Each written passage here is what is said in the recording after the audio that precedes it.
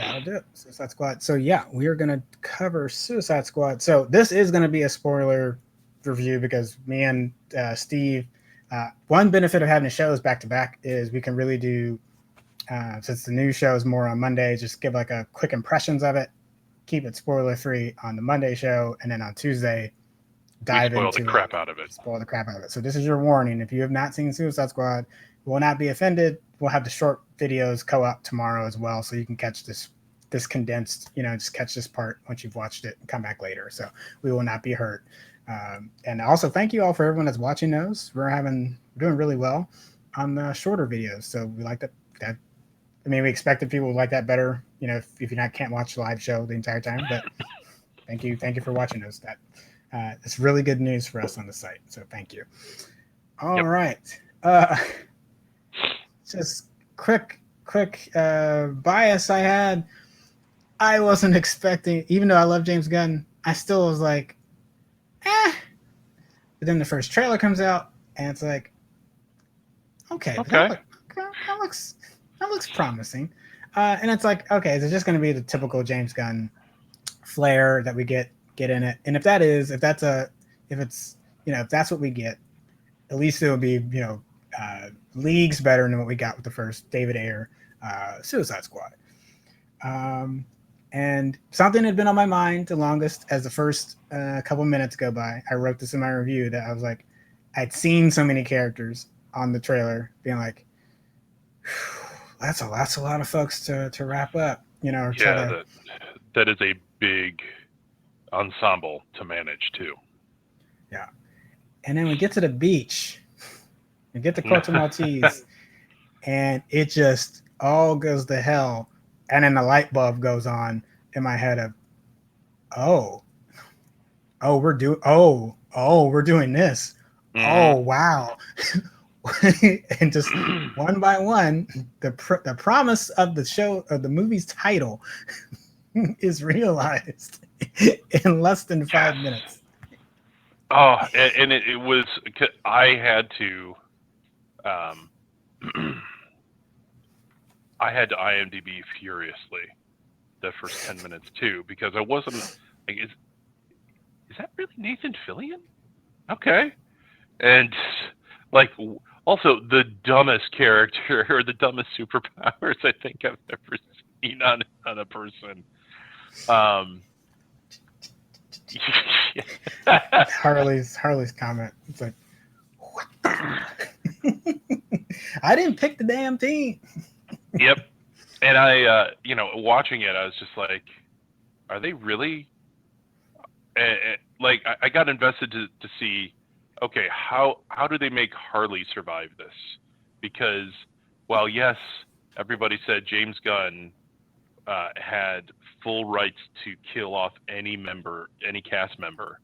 But it's like, you're not killing Harley Quinn. Yeah, there's no way the WB is going to let you kill off what quite possibly be your most popular character right now. And yes, I'm saying that knowing that Batman and Superman exist. I think more people are more interested in Harley movies than they are in Superman movies or Batman movies at this point. Mm-hmm. So, and I was very happy that Joel survived as well. Well, at least survived the beach. Yes. Though actually, I was surprised that there was no Kara Evangeline. Or did she die in that? No, she lived, but I don't remember what happened to her powers. So I don't remember, did she survive and the powers were, like the actual Enchantress as the spirit was gone or not? So that's a good question. But yeah, if her powers are gone, it makes sense why she's not. But at least like a phone call or some acknowledgement that she still exists. And, and also I would have loved to have had a conversation about what his driver is now. That she's no longer under the thumb of Waller. Well, you know what? I think that explains why he did what he did to hard drive. Yeah. Yeah. Because that's no longer. Yeah, the motivation's not the same anymore. And he's been burned. This is like he's basically burned in the first movie, and now he actually knows it. Like he could maybe rationalize himself out of it the first movie, being like, well, Waller had to do what she had to do, but you can't do that here. It's like once the gears start to click of like, oh, you use this as bait. Okay. And then when when he's having the realization there in the Starro lab about the what happened there and that it's the US's fault that it's even there. Yeah, I think that was the whatever Fred was left. It snapped at that moment. He's like, nope, I can't anymore. Nope. Yeah, it's just style, pace, really well. Oh. You got the pieces of information when you needed them, right? So after the beach, you immediately not that I expected them to do anything else, but like immediately after the beach, you get okay, here's the other information that you need to know. We shocked you with that beach, so now here's what's going on. I'm so glad that they did that instead of because that another director would have chosen like a good half hour of torture porn on Harley before they go, oh, by the way, there's another Suicide Squad. Yeah. And then you can also kind of piece that out because you're like just people I haven't seen, so you're like eventually like where are they at? But also it's like yes, as a narrative decision, like let's get this done sooner rather than later, and just get them in there so you know what the actual thrust of the movie is going to be, because we kind of give you a fake one to sell you on the stakes, which I think is effective later in the movie. It's like because I know again. I think we're both agreed on Harley, but if I legit was like, oh man, it's like I don't think they're gonna kill Harley, but anyone else is truly. I feel like anyone else is truly expendable in this movie, and that ended up being a correct statement as we get later on. So I want to talk about apparently I caused some controversy earlier or this weekend. Oh Lord. And go ahead, bring it up. So no, I'm not going to bring that up necessarily, but one of the reasons why I think that this may be the best comic adaptation movie I've seen that I can recall is the balance between storytelling, character development, and cinematography. So like to give you some examples, like as much as I pan on him, Snyder has gorgeous cinematography, but he doesn't know how to tell a story to save his life, and his characters are all like, I'm a man. Whereas in I thought that Captain Marvel was really good storytelling, but the cinematography was pretty pedestrian. It's got this, it's like in that Thor Dark World category, usual Marvel paintbrush of issues. So it's like there's a lot of other great things going on with it, but cinematography ain't one of them. Yes. So like that's where I'm sitting at, because like there were moments where like in particular, and granted, I may have been on a mind-altering substance, but there's that scene where Idris is walking away and it whites out, and then it whites out again, and and then it fades back in, and he's walking towards the camera, and I screamed out loud, "What the F is that doing in this movie? That is too damn gorgeous." There were so many moments that I thought were such amazing decisions as far as the cinematography, like the integrations with the titles into the scenes. Everybody's done it, or a lot of people have done it, but this seemed to fit really well into it. Like, and that's go ahead. So that can be kind of considered like a postmodern modernism in films. So like the simple black white text you see in the Clerks movies and the Pulp Fiction, sometimes people consider that as like some people consider that like a callback to classic Hollywood cards that we had well before you had audio. But a lot of people have noted like that was the springboard to some of the things we get in later movies and shows. So let's take the Watchmen show, for example. The episode title, like the feats of Comanche skills. Actually, I think I might have pulled. Let's see if I pulled some examples. Oh, there it is. Yeah, and then like dropping the way they would drop text into the scene is different than it just like the audience perceived it, or like the actual Tulsa 1921 being in the scene. A god walks into a bar. Normally the things have been physical, but there's a little nod to Dr. Manhattan being able to phase through things. So he phases through the title. If you go back and watch that episode, so you'll see things like that. And this movie is playing with that all the time. Yes. Which I think is just great. So I still stand by my statement, and it's not recency bias, that this may be one of the best comic book films ever made, if not the.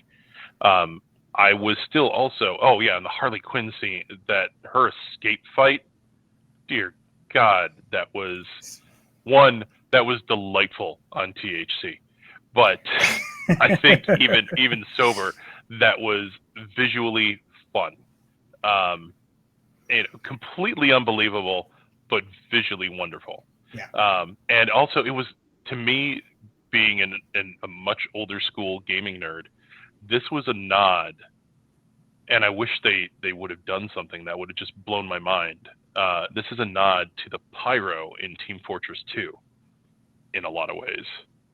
I don't know, for those in the audience who haven't played this game, the pyro is somebody who's in a just complete fire suit and doesn't talk. I mean, it talks a lot, but all you hear is all the time, and you have no idea what they're saying. And then you start, as the game was developed, they're like, oh yeah, so let's show you the world through the pyro's eyes, and instead of a flamethrower burning somebody to death, it's shooting bubbles and flowers on somebody as they go, sparkle away out of existence. And I kind of appreciated, like, that's her life experience, is just every time she murders somebody, it's a poof of flowers as opposed to blood and guts. But to my point about its status, I'm really thinking that, like, in the past 3 years or 4 years, there has been almost like a group agreement for everybody to step their game up, and I think it might have started with Ragnarok. Ooh, maybe just there was a shift in storytelling, and it also could be Winter Soldier. No, well, okay, hold on, but it's a different type of storytelling. Because there's different shifts. Yeah. So there's like, Dark Knight was the thing that legitimized the seriousness of comic book movies. That like you can take these seriously, we can give them awards, but it's also tied, unfortunately, to like 9/11, the surveillance state, and different things like that. So as much as it's a legitimizing of the art form for comic book adaptations, it's also tied to that. So it's always going to be limited in like, is it bringing about some of the authoritarian things that Batman would love to indulge in? Yes, but there's also going to be some comic book disconnect there. That it just doesn't. As much as I love the movie and I think it's amazing, but when we call it, if we're going to call it the best comic book movie, I'm actually okay with other things usurping it just because of that operative word, comic book. How well does it adapt comic book ideas and themes onto the big screen? Which I don't know that when you look back on Dark Knight, I don't know if it's actually doing that as well as we think it does, despite how great it is. So then to your point about like, you've got like the Iron Mans of the world that just like launches the universe. You're talking about Winter Soldier, which is like, we can balance bringing a genre into this and not disrupt it, and it honestly makes a lot of sense here. It makes sense to bring a spy thriller feel into this because this is the espionage piece that he's in right now, and this is how the world works in this time frame for Steve Rogers. I almost wonder if movies like The Suicide Squad, I would throw Deadpool in particular, these two are almost like a repudiation on how tightly managed the Marvel movies are. So Yes. I wonder if that's what and I'm not, maybe it's Deadpool. We could talk about that, but I wonder if that's what this shift is not just the stepping up, because it's like they're making money and they're successful, but like, are these two in particular? And then because you started with Ragnarok, right? Yeah, I think that Ragnarok, actually, maybe even Guardians of the Galaxy might have been, because that was to me that was a visual departure as well. That's true. But I chalk a lot of that up to it being a space focused movie more so than Earth focused. Yeah, I think that's part of the reason. Some folks on Twitter, and I've seen this on our social media accounts too, are crediting the shift to Kathy Yan and the director for Birds of Prey. And I'm like, I don't. I think it goes deeper, but Kathy Yan did an excellent job with that. Now, I think what I can agree is that if you're talking about DC starting to move past Snyder and also past DC's happy phase, because right there's DC trying to move past Snyder, and then they create Aquaman and Shazam, which I don't think are. We've talked about it, like Aquaman, better than we thought it would, but still not really great. Shazam, on the other hand, like solid, like if delightful. That was delightful. So it kind of moves. It's like kind of a repudiation of that dark Snyder, the Snyder pieces of it. So it's kind of moving past that. And then if we want to say like Birds of Prey is now refining that, Andor is like, okay, but we can still do more than just be happy. Then I would agree with that. But I can't give it like genre tonal shift because I don't get that. No. And then people are even saying that Gunn just picking up what Yan started with, and I'm like, okay, but now you're discounting what he's done. You're discounting what he's done with Guardians. You're discounting the movie Super. I don't know. So it's hard because I want Kathy to get her flowers because not enough people saw Birds of Prey because it happened right before the pandemic, and just got go see Birds of Prey. So that's hard. So I want to be clear to like, I'm not trying to shit on Kathy. I think she did an amazing job. I think more people should see it, and I want her to get her flowers. But give the flowers the right way. Like saying that, I don't like it's her Harley Quinn that's in this movie for sure. Mm-hmm. Like it is the Harley after the end of Birds of Prey that is in this movie. Yep, absolutely. But I think that to the point is. Directors and maybe producers are yes-anding a lot. So like Guardians was just like, hey, what if comic book movies were lighthearted? And then Ant-Man said yes and then Guardians of the Galaxy said, or I'm sorry, Harley and Birds of Prey was like yes and like each of these movies has been I see what you did, I like it, I'm gonna build off of it, which is one like Black Widow is a yes and to Winter Soldier, and I think that like I thought the cinematography in Black Widow was pretty good. I don't think it was as good as this. Not actually, quite far from that. I won't say that's too harsh, but you get where I'm coming. It was better than a typical Marvel movie, and they were able to also feed off that. I also would say they fed off of elements from Winter Soldier and Civil War, just like how the text, because they kept that like Cleveland and like Brooklyn text that came over the screen. Yeah, that stark. This is where you're at. Some people don't like it, but I kind of thought it was different. Hey, you tried something. I'm glad you're trying something, rather than. So, like, I expect to see, or I should say, audience expect to see me say, "This is now the best," more and more often, because I think that you know, as much as James Gunn has done with making comic movies, as much as Scorsese has crapped on comic movies and yada yada yada, I think that people are seeing these as legitimate opportunities to really flex yourself as a director and a cinematographer. Yeah. Folks have seen me kind of rifle through some of the photos, so I'll go through these real quick. So this is one of the concept posters for Suicide Squad, and James Gunn has talked about using the Dirty Dozen, The Great Escape, as some of his. There's two other movies, but as like motivation for this movie, which I definitely, having watched those growing up as a kid, definitely felt that immediately of like, yes, this feels like a Dirty Dozen mission gone horribly wrong. Or like if you remember how The Great Escape ends, so many of them do not actually end up, or they get across the fence, but then subsequently recaptured and different things. Like the plan does not go according to plan. It's definitely felt like that. I titled my review "An Ingloriously Bloody Romp" because I joked with my friend Kyle, who was on Red Shirt Rejects, that as much as I love Inglourious Bastards, this is a movie. This is a movie that actually gives you the Inglourious Bastards, you know, the actual movie that you thought you were going to get when you walked into that movie. Again, it's not a knock on that one, but when you say this is a ragtag crew that's going to do, like, we actually got the ragtag crew in this one. And it was just as violent and as crazy, and had that similar vignette style. I liked that a whole lot.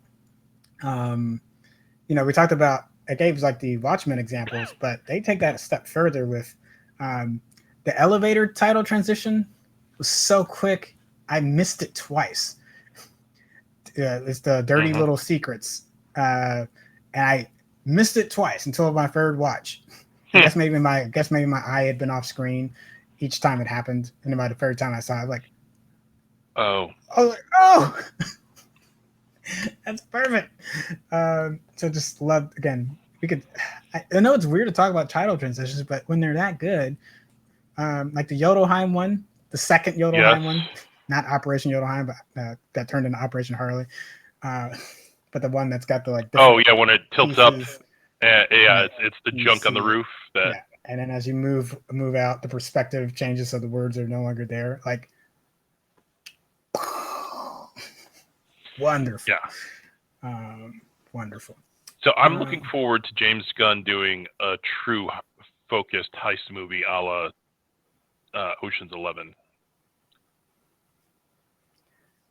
Yeah. Like, and actually now that I say that out loud, there is quite a flavor of Soderbergh in what he's doing.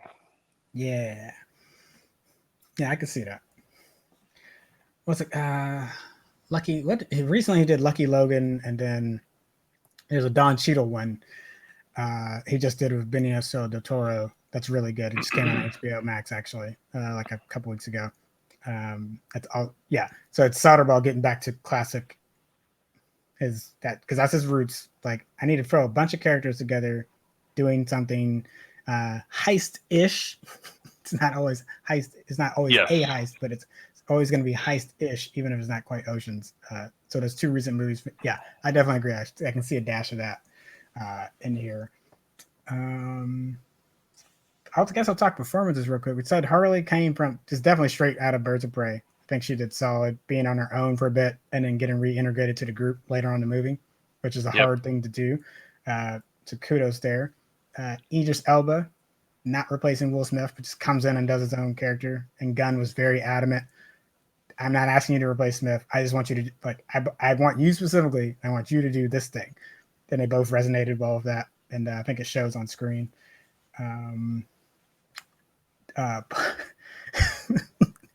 Polka Dot Man might be my favorite. Yeah, he is quite possibly the best debut I've seen in a while, other than Zazie Beetz as Domino. Domino. Look, that's not a power. Yes, it is. Let's agree to disagree. Polka dots is a power, and he really does shoot polka dots at people. Just the way that they handled him, and the continuous callbacks throughout the movie. Oh, the mom. of his mom. Oh my god, that That's your chilled me. mom. It's so good. Just everybody who haven't seen it yet, go see it and just wipe Yeah, your what are you brain about listening the to us mom. for if you haven't seen it? Like, Yeah, stop that. just stop watching. Come back later. We could use the second hit, and just watch it, and then you could agree with us about how they did Polka Dot was great. Also, John Cena was. He was committed, man. Oh God, yes, so committed, absolutely committed, and it was really fascinating to watch that unfold. Like I love freedom with all my heart. I don't care how many men, women, and children I have to kill to get it. I don't care how many dicks on a beach I have to blow. or was it, if you told me this beach was littered with dicks, I'd eat every single one of them for freedom. What? Oh my gosh. I know Channing Tatum hasn't been in one of these movies yet, but if people watched Hail Caesar, I compare John Cena's like committing to this the way Tatum commits to that role. Because I have a lot of thoughts on the movie. I don't think that one did really well, but I never walked away from Tatum on that one being like, oh, he's here. He's here 100%. Like he's here to chew up scenery. The whole sailor montage that he does there in the movie. If you've seen it, you know what I'm talking about. So here, Cena's in tighty whities, pulling off tighty whities extremely well. The banter between him and Elba is fantastic. The tension between them, because he wants that leadership role too. So are you joshing me right now? You literally just said the same thing about. It's also kudos to James Gunn for taking yet another wrestler and giving them an opportunity to really show their chops. Yeah. I like to tease when pro wrestlers become actors, but yeah, both I've gained newfound respect for him, just like I did for at least the efforts that Batista is doing. Yeah, just really, really good.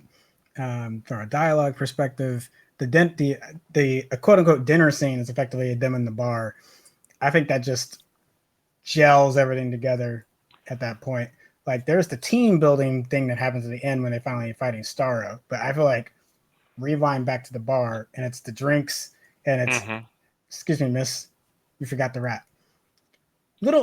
It's funny, but it's little things like that as much as Peacemaker, we know what's going to happen later. There's the twist that happens with him and like fulfilling a secret mission for Waller.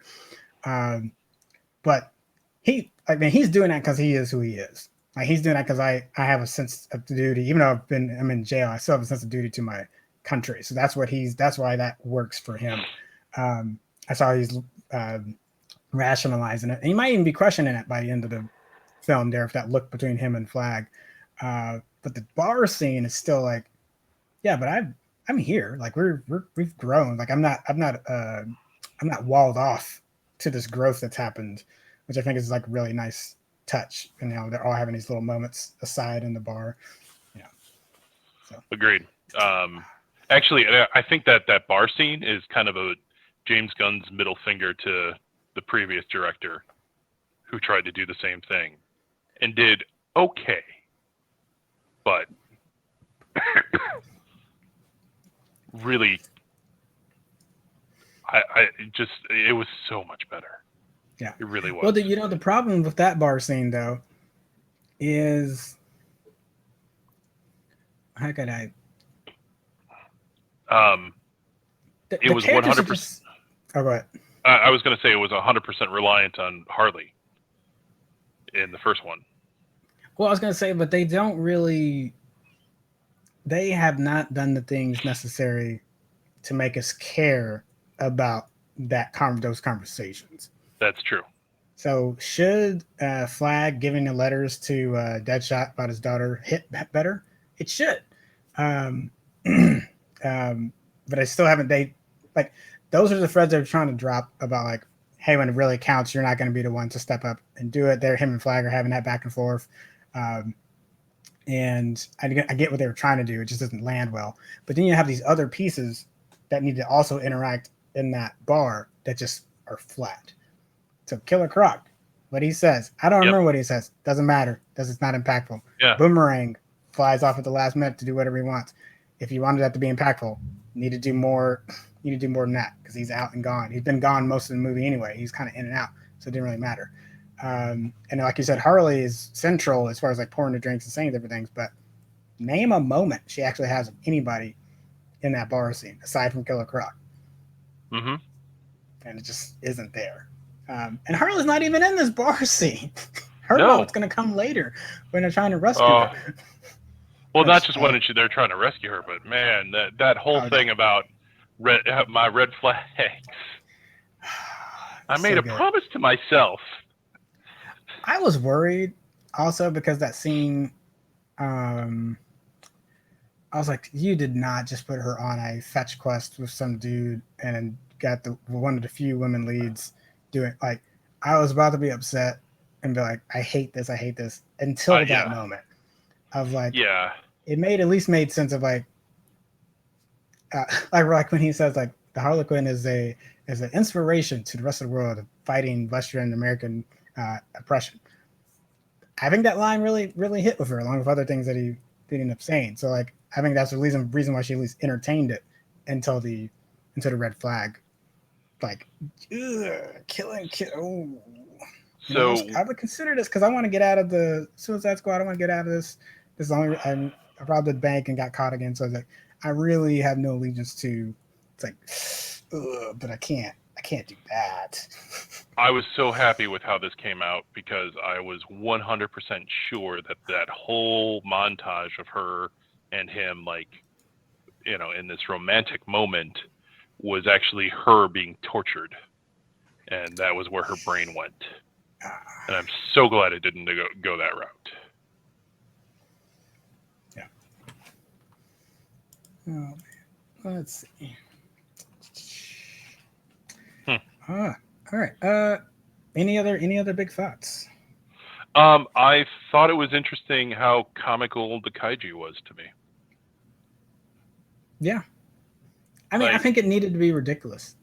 Yeah, you could tell that was an absolute choice. Just the motion, the color choices. I mean, the color choices are comic canon, but yeah, it's just this floppy thing.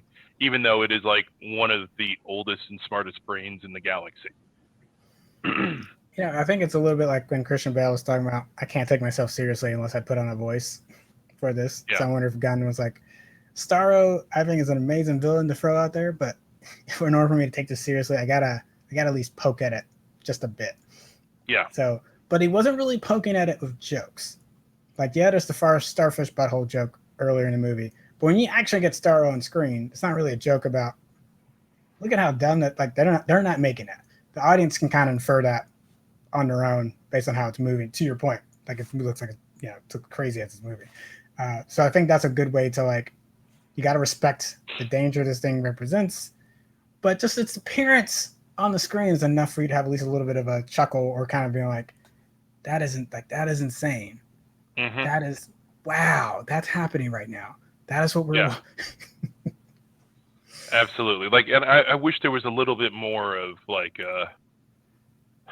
and maybe I'm missing it, but like, what the hell is going on from the people that are in the movie that haven't been taken over by Starro? Just like, what is that? Yeah, because we get one scene when it finally busts out, because there's that couple on the roof, and they actually say that exactly. WTF is that? Which is the right response. Yeah. That's your mom. To your point about it being the best, or maybe the best, I want to give it some time. I gave Spider-Man Into the Spider-Verse some time before I put it in that category, but I felt that way from the first time that I watched it. So I think that's the movie for me that I'd have to see. Do I think this usurps what that movie did, because they have some similar traits, with the exception of a hero story happening, right? Because this is people dealing with whether they want to do the right thing when the opportunity is presented to them.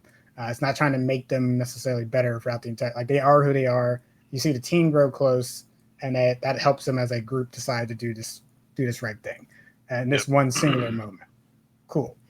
Into the Spider-Verse is taking a hero story and putting it through the lens of other people that have already achieved that, and showing how hard it is for them to basically relate with Miles through that movie, because he's the confidence that he had there, having been superheroes for a bit, it's just not.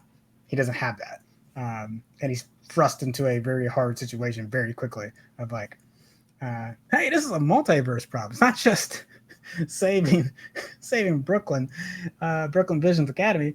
Like, this sucks. Yep. And they can't stay and help you, because if they do, they are literally going to be ripped apart by their atoms. And then similar ensemble wise, you've got to be able to get this ensemble to really quickly work together. So I think Spider-Verse does a good job just picking Peter B and Gwen. You got the other three, but it's like really, it's going to be this trio that we focus on the most here. So this movie kind of does the similar thing of, there's the squad, and then there's the B squad that gets eliminated. So that's what I want to think on a little bit more. Do I feel like Suicide Squad for me beats Into the Spider-Verse, which I've kind of placed it at my number one. And people balk at that because it's animated. I'm like, sorry, you got a theatrical release. This is not something that got pushed to HBO Max or on DC Universe or anything like that. It's got a full theatrical release. I think hits a lot of check boxes. So, yeah. Yep. Give me some time. Give me some time. I will give you some time. Because I can't really pick. The other thing too is like, can I pick at anything in this movie? And if the worst I got is like, maybe I wanted to see Harley interact with the team more. Like, I mean, but even then, it's like, I don't know if I would take that over what they did to set up this instance in this universe. So, yes. Yeah. I'll try. I'll try to poke a hole in it, just like I was trying to poke holes in the Spider-Verse. I'll try, but I won't try too hard. Nope. So and James, I know you're sick of superhero movies, but I think you should maybe stick around and do what you want to do with them instead. I mean, because he got free reign. He had to fight. He still had to fight for it a bit, because even Warner Bros. Was still like, I don't know, because they didn't want Elba. They didn't want to let him kill who he wanted to kill. He was very insistent on John Ostrander's original run of Suicide Squad, of being like, this is what I'm going to pull from. Like, this is what I'm going to use. Yeah.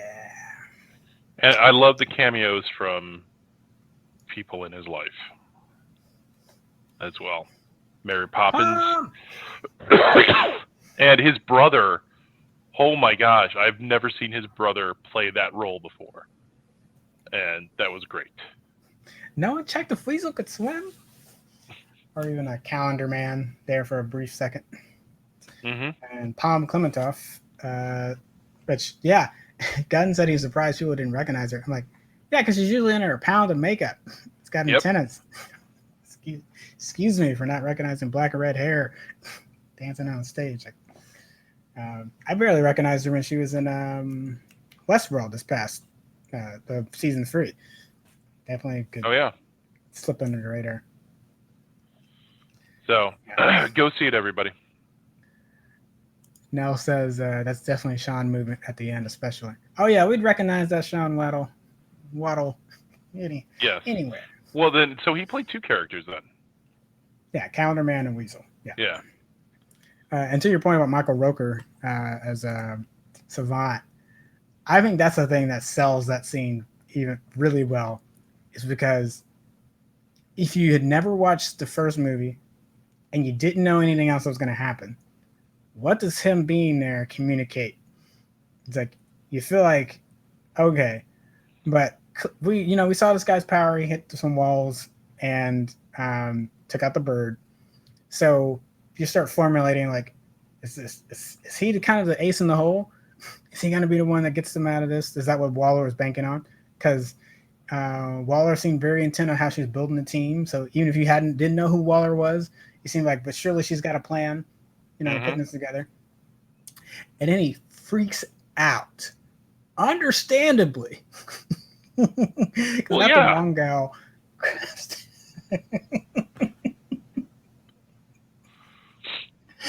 Oh gosh, poor Captain Boomerang, just like lit up by shrapnel of wood, and then rolled over by a flaming helicopter. I was really hoping that Jai Courtney would have survived. I want that guy to work. I just do. You do. I do. I'm actually a fan of Tom Hardy's work. Like that dude invests in his characters. But Logan Marshall Green, you mean? Maybe. I'm kidding. No, all three. I know. I can't. But I've been a fan of that dude since Spartacus, and I would like to see him do more work. I think that there's opportunities for him. Even is he going to win an Oscar? Never. But you know who else hasn't? Leonardo. So, or did DiCaprio win an Oscar? He got it for Departed. I mean, no, not Departed. No, Sorry. he didn't. No, The Revenant. The Revenant. Did he? Yeah. Oh man, that joke just. Yeah, I'm like, what are you talking about?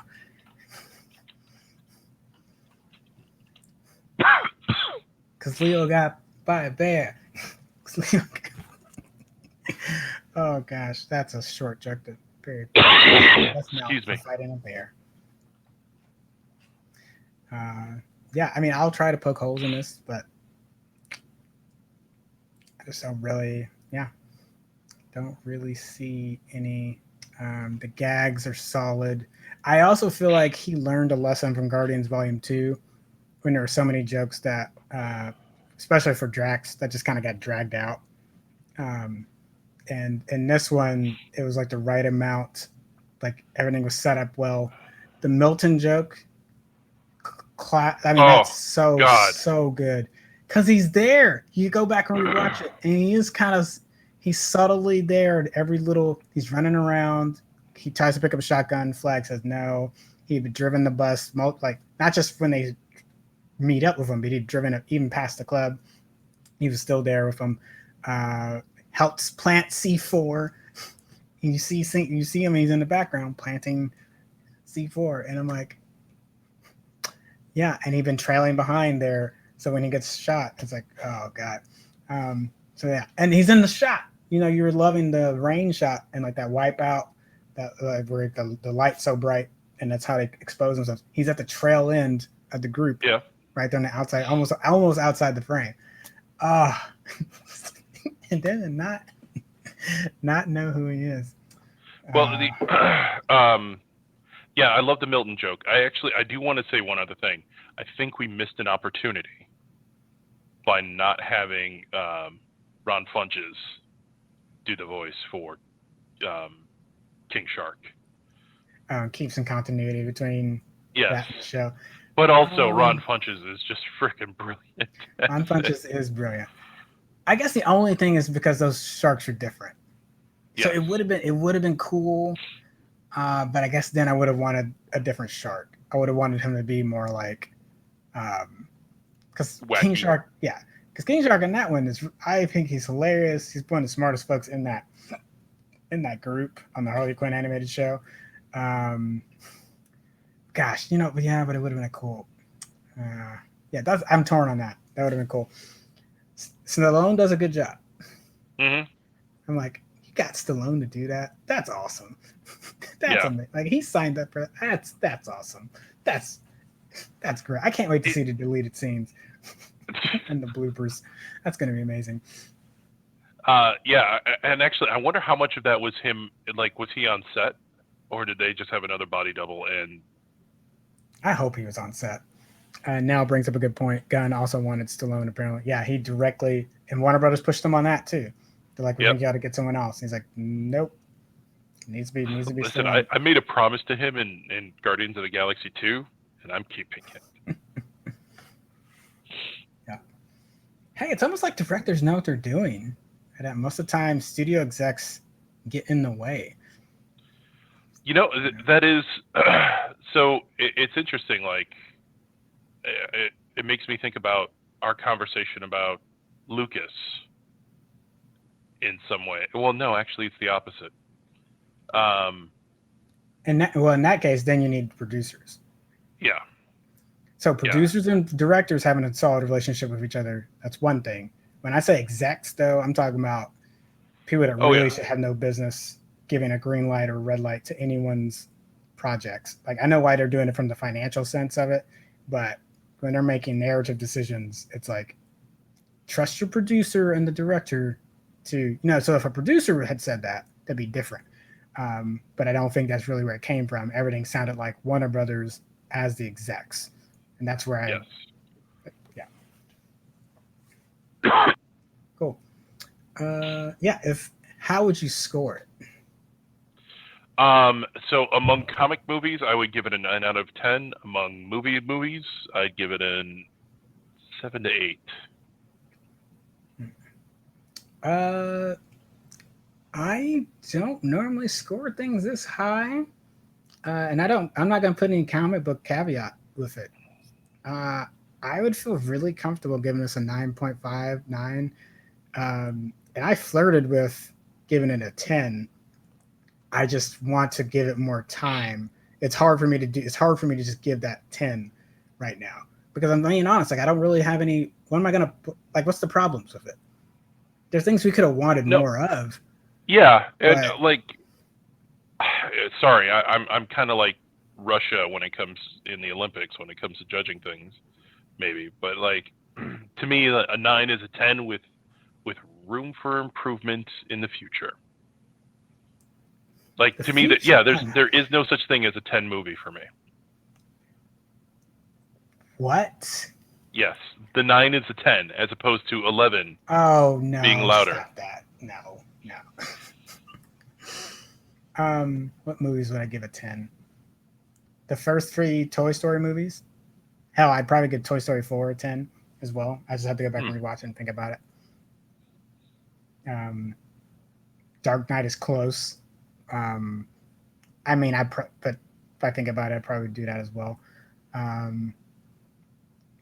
So, I mean, because those are movies where it's like, I guess I understand what you're saying, but when I think about a 10, it is, there's like, it's watertight. There's no holes for me to pick on it. I can't really I try to keep what it does for a genre out of it. Try to set that aside. Yeah. I mean, I'm not mad at you. I'm not mad at you for your score. Like, to be clear, if that's your score. I have high hopes that Dune is going to be almost or a 10 as well, or a Tom 9. But yeah,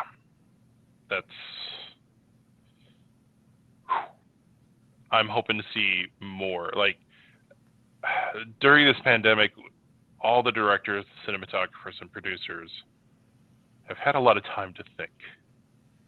And I hope that this gives them space, that time to think has given them the opportunity to start really making and producing fantastic films. Yeah. Not to say that they weren't trying before, but like, now that everybody's had a moment to pause with things, yeah.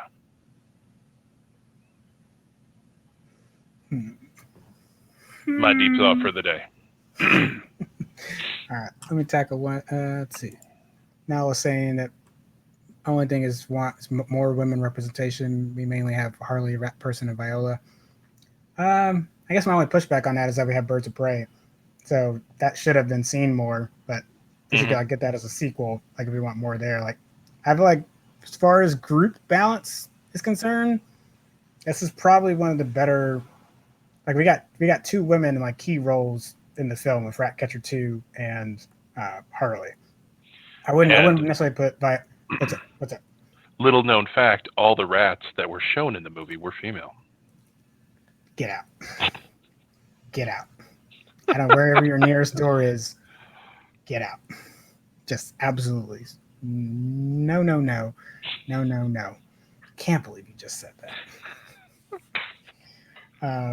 I blame Barton with all of his incel videos and such lately. Because we get Idris as the squad lead. I can't remember David Damalchian. Can't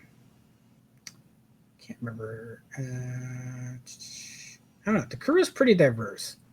I was gonna say if there's anything we don't have as far as LGBTQ representation, which if Birds of Prey goes Harley and Poison Ivy, then we'll get there. Which come on, give me that. Honestly, this movie is an excellent segue for that. In that, I just killed my last boyfriend, so I figured why not try women? Yeah. It's what we've all been waiting for. Come on, Warner Brothers.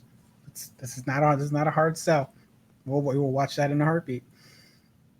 By the way, I've been noticing and loving your T-shirt. Thank you. Oh yes. Yep. That. Exactly, less than 1% of the internet will get.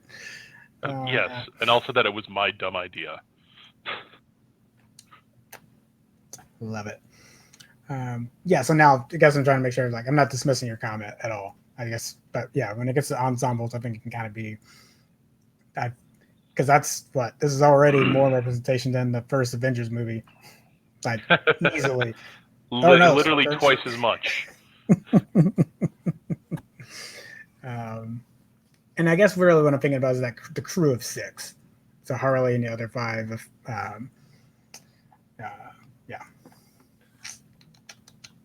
Yeah. Now, if we didn't have Ratcatcher, that would be bad because Harley would be there, but she'd also be by herself for most of the movie, so you don't really get that interaction. And it would have turned into a bunch of guys rescuing Harley. Yeah, which I'm really glad. Which is another reason that. What are you guys doing? Rescuing you. Oh, you want me to go back? I can go back in. You guys can still do it. That's nice of you. That's patronizing. Oh man. Yeah. So, B and Tom give it high marks, and that's we'll debate on the minutia of the 0.5s and the 10 or 9 or 8, but definitely go see it if you have not, and tell your friends to go watch it, as they should, because it's great.